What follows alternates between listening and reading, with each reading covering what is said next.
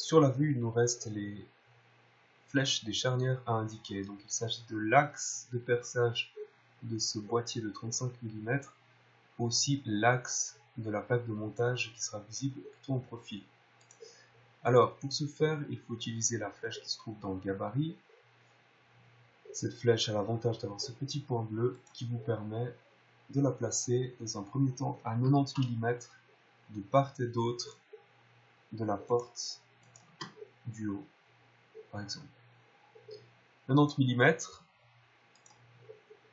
qu'est-ce que ça donne si on a 90 mm? 455. 455 divisé par 32, malheureusement il ne s'agit pas d'un multiple de 32. 14,21. Donc on va toujours arrondir en dessous. On va arrondir à 14 fois 32, 448. 448, aller à 455, ça me donne 7 mm. C'est-à-dire que ces 455 doivent être réduits de 7 mm en haut et en bas. 3,5 de chaque côté. Pour simplifier les choses, mettons 3 en haut et 4 en bas. Ça évite d'avoir des virgules. Ce qui me donne une distance de perçage ici, non plus de 90, mais de 93. Et là, plus de 90, mais de 94. Cette répartition, qui est à peu près symétrique, on va l'utiliser pour la porte de gauche. Pour simplifier la production, gardons cette distance de perçage depuis l'extrémité supérieure de la porte, aussi pour la porte de gauche. On verra qu'on ne va pas tomber sur une répartition parfaitement symétrique, mais l'essentiel c'est d'aller vite dans la production. Donc là, cette flèche, on la place à 93, et puis nous allons regarder si nous avons la chance de tomber sur un multiple de 32 en la plaçant également à 93 en bas.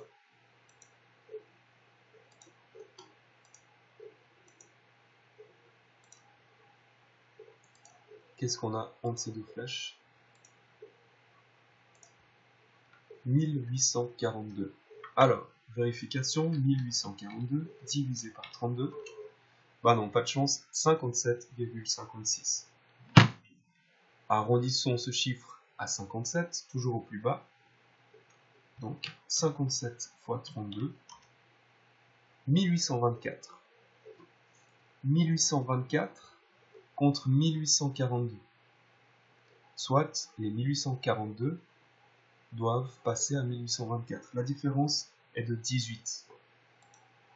Et cette différence ici, on ne va pas la répartir. On va simplement prendre la flèche du bas, la remonter de 18, afin de garantir cette même cote de 93, qui sera pointée une seule fois sur la machine, pour la porte droite et la porte gauche. Ma foi, tant pis si on a une toute petite différence ici, 14 mm, c'est pas grand chose. Maintenant, 2 charnières pour une grande porte comme celle-là ne suffira pas. Il faudra en mettre au total 4. 4 charnières, donc une ici, une là, me donne 1, 2, 3 espaces. L'idéal, ce serait que ces 1824 soient un multiple de 32 également. 1824 divisé par 32. Voilà, on a du bol. 57 fois 32. C'est-à-dire que je pourrais placer mes plaques de montage de façon équilibrée dans le système 32, avec un entraxe régulier. Alors, 57 fois 32,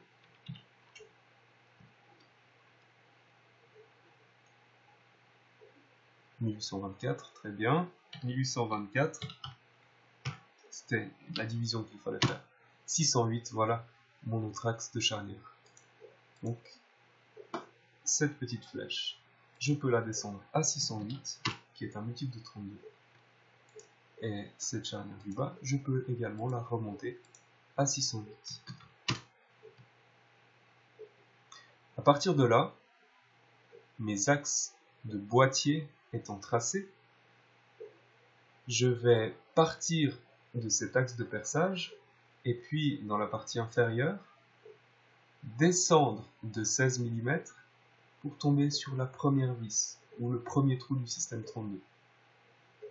Alors là, un trait de construction, je pars de l'axe de mon boîtier, je descends de 16 mm, la moitié de 32, et un petit coup de trait de construction en direction du profil. Pour la partie supérieure, c'est l'inverse, je pars de l'axe de mon boîtier, la flèche, et je remonte de 16 mm pour tomber sur la vis de la plaque de montage. Trait de construction, extension de 16, Enter. Le trait de construction se dirige vers le profil. Les profils, puisqu'on pourra même utiliser ce trait pour la partie profil droite. Refaisons cette opération pour la partie inférieure de la petite porte. Je descends de 16, horizontale, et ainsi j'ai à chaque fois mon départ et mon arrivée du système 32. Départ, arrivée du système 32. Système 32 se dessine avec la commande 4, perçage. On le fait peut-être en deux temps. Système 32 à 37 du bord. Je reprends la petite croix par son point bleu. Je descends sur mon trait de construction. Je reprends cette petite croix. Je descends sur mon trait de construction. Je reprends ma petite croix. Un point de repérage que je retrouve sur mon autre coupe de profil. Donc pas la porte, attention, toujours le champ. Et puis cette petite croix, sans son trait de construction, je peux la mettre dans la partie inférieure. Ok, je suis bien parti de la cotation. Une fois que ceci est fait, suppression des traits de construction. Là, on a des côtés de pièces qui ont exactement la même dimension que les dessus et les fonds, donc je peux faire une symétrie. Ce qui me permettra d'avoir le même pointage à l'avant et à l'arrière, 37 mm. Certains trouvent que c'est un petit peu juste pour passer les mains pour régler le système 32. À vous de voir, est-ce que vous voulez mettre un peu plus, c'est aussi possible. On peut mettre 13 de plus pour arriver à 50. À vous de voir, c'est comme vous voulez. Donc même opération ici. Miroir. Éventuellement un peu plus d'espace pour le confort de réglage. 50 mm ou plus, à vous de voir. Donc voilà pour un système 32 qu'on peut tout de suite coter. Là on a un départ à 77. Ensuite cotation continue. 480. 480 divisé par 32. 15, c'est bon, ça marche. Donc là on a 15 fois 32 est égal à 480.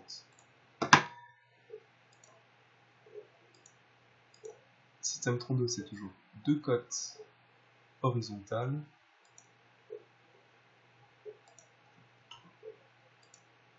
et deux cotes verticales. Voilà. Alors, par exemple, ces deux cotes là, où ça peut être 37 devant et puis 50 derrière, cela suffit. Enfin, il faut qu'on puisse repérer tous ces axes de perçage. On fait pareil ici pour la coupe de profil où il y a une grande porte. 77, donc c'est pratique, c'est le même pointage.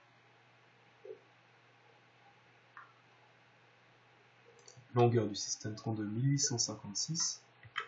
1856 divisé par 32, 58 fois 32. À noter, 58 fois 32 est égal à 1856. Là, ces codes de perçage, les 37, les 473, on ne sera même pas obligé de les remettre ici, vu qu'il s'agit des mêmes codes. Retour à nos boîtiers de charnière. Alors là, cette cote totale n'est pas utile. On va plutôt mettre les 608 d'anthrax de boîtier de chariot. Voilà. Côté tiroir, aussi des codes de perçage pour la fixation de la coulisse. On a une vis qui est placée à 37 depuis le fond de caisse, si la coulisse est posée sur le fond de caisse, ou alors 27,5 plus 37. Alors, des fois c'est ce qu'on peut faire. On pourrait dessiner ici une petite coulisse de 27,5 plus 37, et ainsi on représenterait la vis de la coulisse. C'est même pas nécessaire. Pour visualiser la coulisse, ça peut être utile. Là, ce qui est nécessaire, c'est ces 37 que l'on peut coter ainsi, par exemple comme ceci.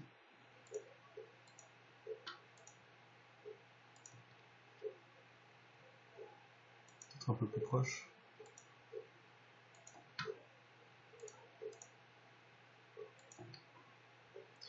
Et puis après, cette cote, on la copie depuis un point qu'on retrouve toujours au même endroit, en lien avec la position de la coulisse. Donc là, en l'occurrence, ce serait le haut de la coulisse, le haut sur lequel le tiroir s'appuie. Et puis, là, il faut un peu organiser la cotation. On va tirer légèrement la cotation, et puis la redescendre comme ceci. Peut-être un peu trop proche. Voilà. Pareil ici.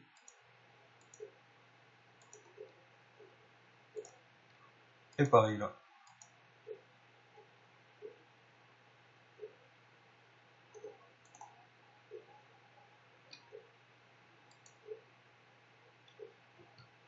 Est-ce que ces points sont vraiment utiles? Alors tout dépend de l'opération de fixation de la coulisse. Est-ce que vous allez la placer après le montage, faire les trous après le montage de la caisse, ce qui est peu probable. Généralement, les trous sont percés souvent à la CNC, si on a l'occasion de faire un usinage CNC.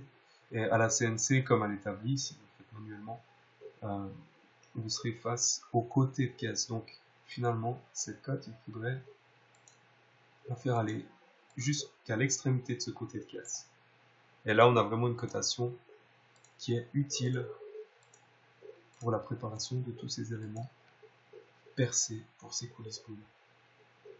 Voilà des cotes absolues qui partent toujours d'un point zéro. Il est possible aussi d'utiliser cette mention du point zéro et puis d'afficher la distance du perçage des coulisses de cette manière. L'inconvénient, c'est qu'on fait le travail à double, puisqu'il faut remplir manuellement ces éléments.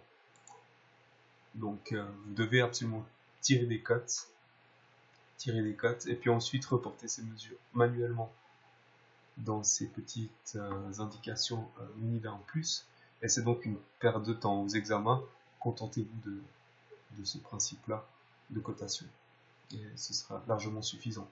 Si vous êtes vraiment à la bourre, une indication de fond à fond est déjà une indication de hauteur de positionnement de tiroir. Donc, cette indication-là est aussi possible, mais faites-le vraiment si vous êtes à la bourre et qu'il faut mentionner en 4e vitesse la position des tiroirs. Donc de fond à fond, une possibilité. D'ailleurs, elle est mentionnée dans certaines pages de votre classeur.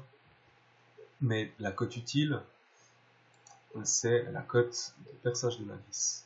Donc à 37 depuis le bas de la coulisse.